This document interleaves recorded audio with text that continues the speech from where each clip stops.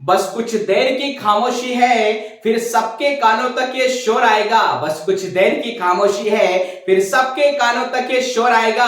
अरे किसी का वक्त आया होगा, अपना तो दौर आएगा, अपना तो दौर आएगा। जी हाँ, तो जल्द आएगा आप सभी का भी दौर, क्योंकि आपके साथ जुड़ा हुआ है हमेशा हमेशा आपका अपना संदीप गौर, आपका अपना संदीप गौर। जी हाँ, तो आप सब जानते हैं एएसबी के द्वारा 2024 की भर्ती परीक्षाओं का कैलेंडर जारी कर दिया गया है। अब भर्ती कैलेंडर आने के बाद सबसे बड़ी कंफ्यूजन जो डाउट विद्यार्थी के मन में है, सर इन भर्ती परीक्षाओं का अलग अलग क्या क्वालिफिकेशन रहने वाला है, हम किस किस भर्ती परीक्षा की तैयारी करना प्रारंभ कर सकते हैं, अभी से क्या सिलेबस होगा, क्या पाठ्यक्रम होगा, तो सब कुछ आज की वीडियो में क्लियर होगा, क्योंकि एक नजर सब कवर। तो आज अंत तक हमारे इस वीडियो के साथ बने रहेगा। और हाँ, वीडियो पसंद आए तो लाइक से सब्सक्राइब करना ना भूलें। नमस्कार, मैं संदीप कुमार, स्वागत आप सभी का संदीप सर के यूट्यूब चैनल में। हमसे जुड़े सब मित्रों का, विद्यार्थियों को, दोस्तों का मैं अपने चैनल पर स्वागत करता हूं। और जो विद्यार्थी हमसे पहली बार जुड़े हैं वह संदीप गौर को यूट्यूब चैनल पर सब्सक्राइब भी कर लीजिएगा, जिससे आगामी भविष्य में आने वाले हर एक वीडियो का नोटिफिकेशन आप तक आसानी से पहुंच सके।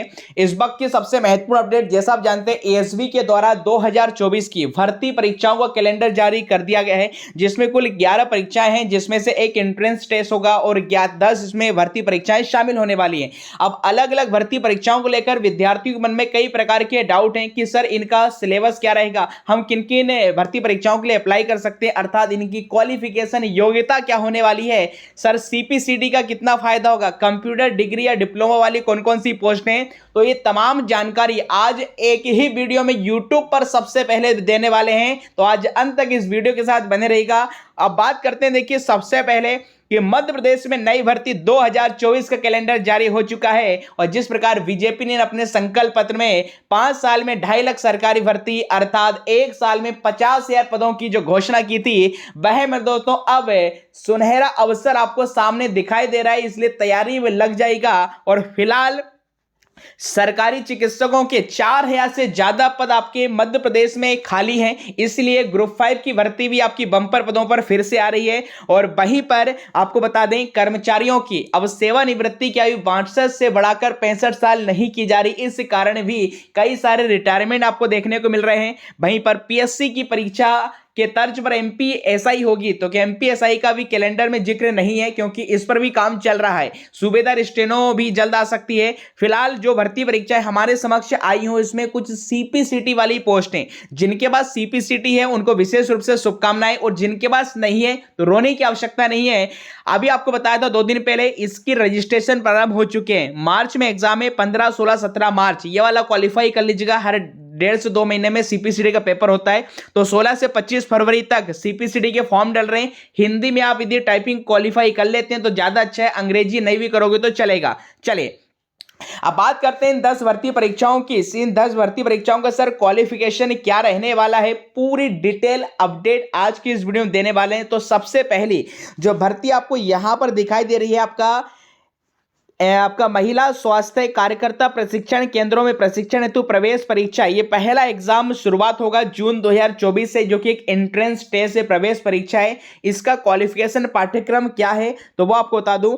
देखिए महिला स्वास्थ्य कार्यकर्ता प्रशिक्षण केंद्रों में एएनएम पाठ्यक्रम में प्रवेश के लिए आपको क्या चाहिए, मध्य प्रदेश के 10+2 अर्थात 12वीं कक्षा उत्तीर्ण होना चाहिए। ये 11वीं हायर सेकेंडरी पुरानी पद्धति से प्राप्त अपने पास किए तो उत्तीर्ण उम्मीदवारों की पात्रता यहां पर होगी। तो ये हमने आपको बता दी। इसके अलावा मध्य प्रदेश में संचालित शासकीय अशासकीय सीबीएसई आईसीएसई में 10+2 के 12वीं उम्मीदवार अभ्यर्थी भी इस पात्रता हेतु अर्ह होंगे। तो कुल मिला के हमने इसकी योग्यता बताई, ओवरऑल क्या निकल कर आई है, 12वीं पास है। सिलेबस क्या होगा तो देखिए 10+2 पद्धति से 12वीं कक्षा में जो सिलेबस इसका रहेगा, सामान्य ज्ञान के 50 प्रश्न होंगे, विज्ञान के 100 होंगे, कुल 150 नंबर का पेपर होता है। और एएसबी की किसी भी परीक्षा में माइनस मार्किंग नहीं होती है, ना ही कोई मेंस का एग्जाम होता है, जो कि सबसे महत्वपूर्ण है। और नंबर भी उसी दिन आपको डिस्प्ले स्क्रीन पर पता चल जाते हैं। अब बात करें सर महिला स्वास्थ्य कार्यकर्ता का यहां पर सिलेबस क्या होगा, तो पाठ्यक्रम भी हमने एएनएम का देख के रखा है। ये पूरा जो एग्जाम एएसबी ने पहले कराए थे वहीं से हमने ऑथेंटिक उठाया है।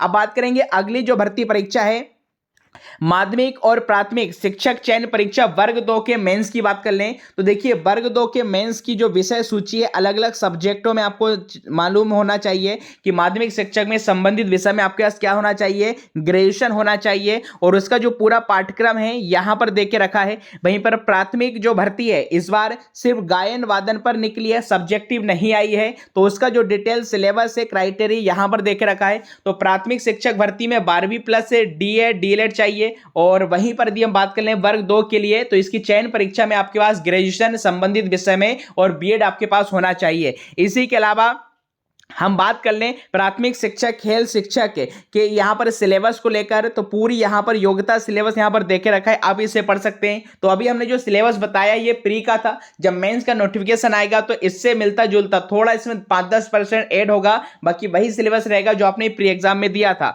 आगे यदि हम बात कर लें अगली हमारी जो भर्ती है वह कौन सी है, आईटीआई टीओ। जी हाँ, आईटीआई टीओ फिर से आ चुकी है जिसका मतलब है तकनीकी कौशल विकास एवं रोजगार विभाग। अब देखिए आईटीआई टीओ अलग अलग सब्जेक्टों पर आती है जिसमें इलेक्ट्रीशियन है, डीजल मैकेनिक है, आपका कंडीशनर है, आपका ड्रॉपमैन है, अलग अलग आपका कंप्यूटर ऑपरेटर कोपा है। तो ये अलग अलग पदों पर जैसे अधिकारी स्टेनो है। तो कौशल विकास से जो आईटीआई टीओ की भर्ती इसमें अलग अलग पदों पर निकलती है और इसके लिए बात करें सर योग्यता क्या होगी, देखिए संबंधित विषय में आपके पास डिग्री या डिप्लोमा होना चाहिए। जैसे फॉर एग्जांपल यदि आप आईटीआई ट्रेनिंग ऑफिसर की कोपा पोस्ट के लिए अप्लाई करना चाहते हैं तो आपके पास या तो 1 साल का पीजीडीसीए हो, कंप्यूटर में कोई डिग्री डिप्लोमा होना चाहिए, BSc computer science, MSc computer science, या फिर बी या पॉलिटेक्निक आपने कंप्यूटर में करके रखा हो तो बीसीए एमसीए कंप्यूटर से रिलेटेड कोई भी डिग्री डिप्लोमा है तो आप इस पोस्ट के लिए अप्लाई कर सकते हैं। ठीक इसी प्रकार प्रशिक्षण अधिकारी इलेक्ट्रीशियन है तो इलेक्ट्रीशियन से संबंधित आपके पास क्या होना चाहिए, आईटीआई होना चाहिए या फिर आपके पास कोई भी डिग्री या डिप्लोमा इलेक्ट्रीशियन फील्ड में होना चाहिए। और इसके सिलेबस की बात करें, सिलेबस बहुत ही शानदार है आईटीआई टीओ का।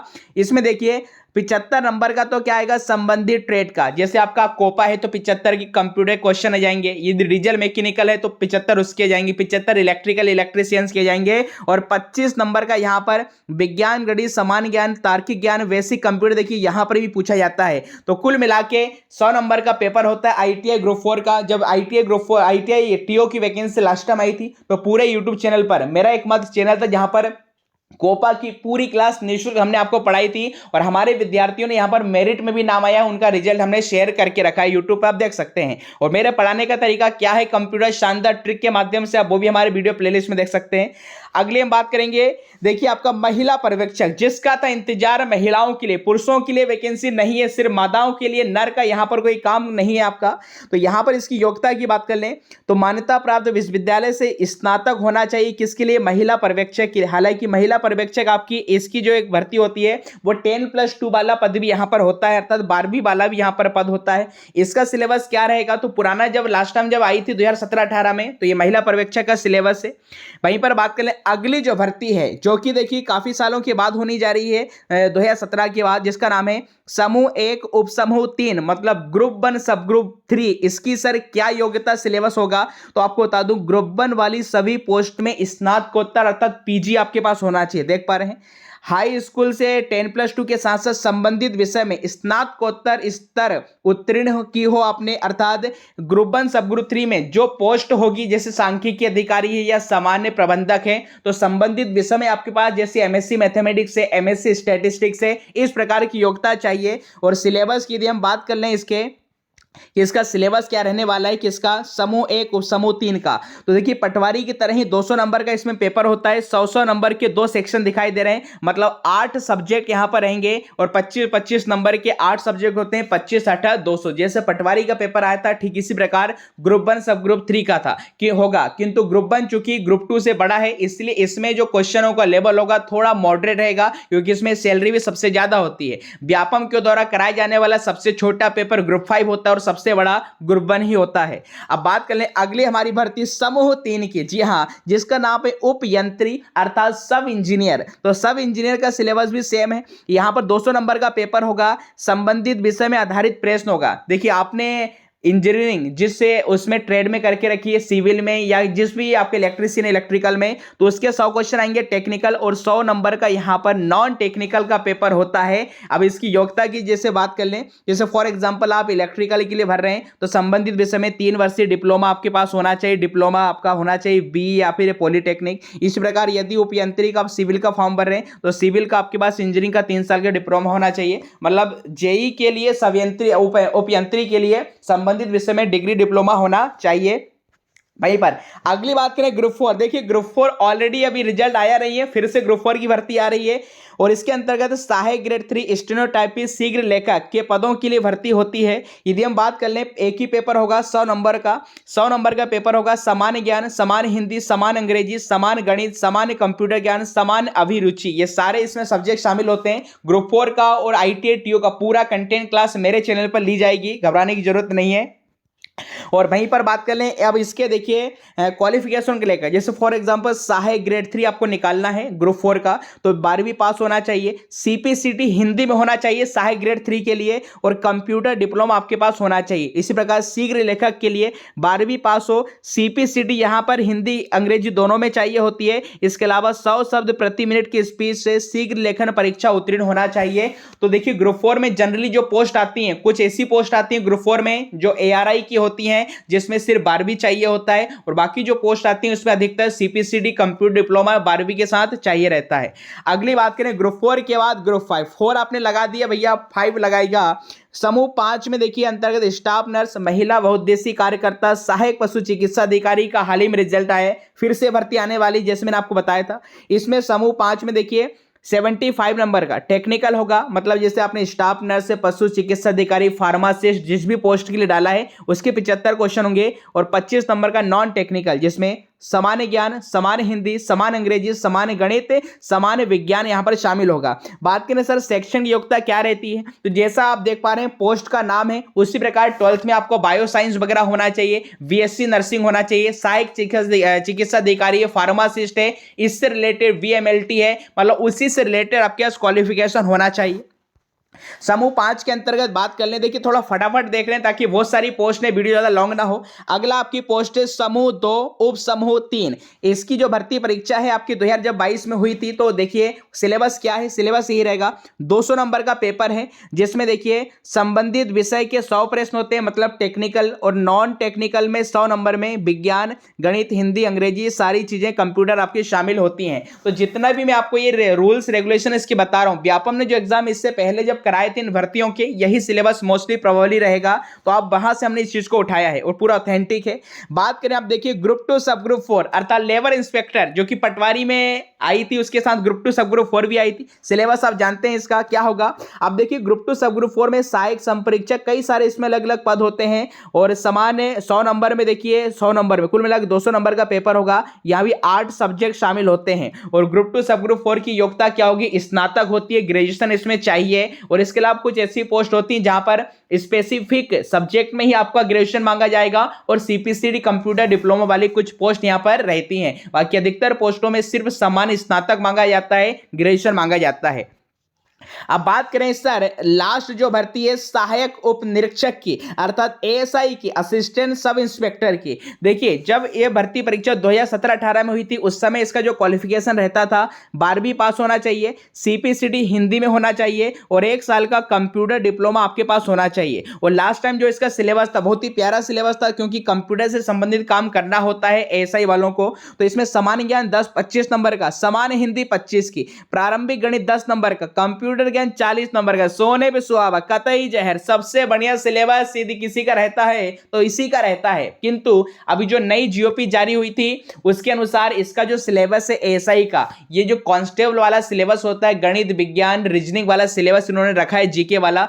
अब नोटिफिकेशन आएगा तब क्लियर होगा कि पुराने सिलेबस से ASI आएगा, या फिर अब जो नया GOP में कांस्टेबल वाला सिलेबस उस पर ASI होने वाली है। फिलहाल सूबेदार स्टेनो की इसमें बात नहीं हुई है, और ना ही MPSI की, क्योंकि विभागों से जानकारी प्राप्त की जा रही है, तो हो सकता है आने वाले समय में इनको ऐड कर दिया जाए। अब बात करें सर जितने भी भर्ती परीक्षा आपने बताई है, सर यदि 2 मिनट में उसको फटाफट बता दो, एक ही फटाफट सारी चीजें देख लो एक ही जगह कि किसका क्या क्वालिफिकेशन, नजर गड़ा के रखो। देखिए आपको बता दें महिला स्वास्थ्य कार्यकर्ता का इसके लिए क्वालिफिकेशन 10+2 होना चाहिए।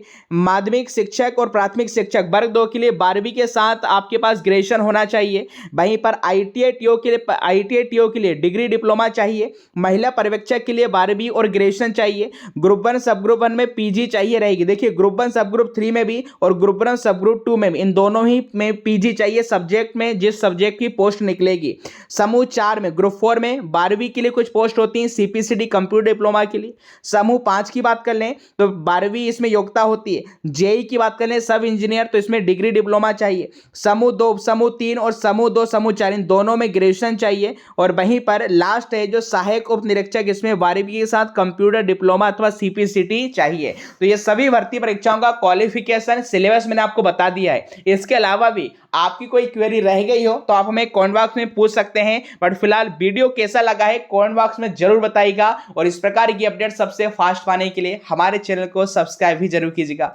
मिलते हैं अगले वीडियो में। मस्त अब तैयारी से लग जाएगा क्योंकि अब इस बार बम्पर भर्ती आ रही है, सुनहरा अवसर है। आप तैयारी में लगेंगे निश्चित तौर पर आपकी सरकारी नौकरी अवश्य लगेगी। मिलते हैं अगले वीडियो में, तब तक के लिए खुश रहिए, मस्त रहिए, स्वस्थ रहिए, व्यस्त रहिए। Thank you. जय Hind. Have a good day.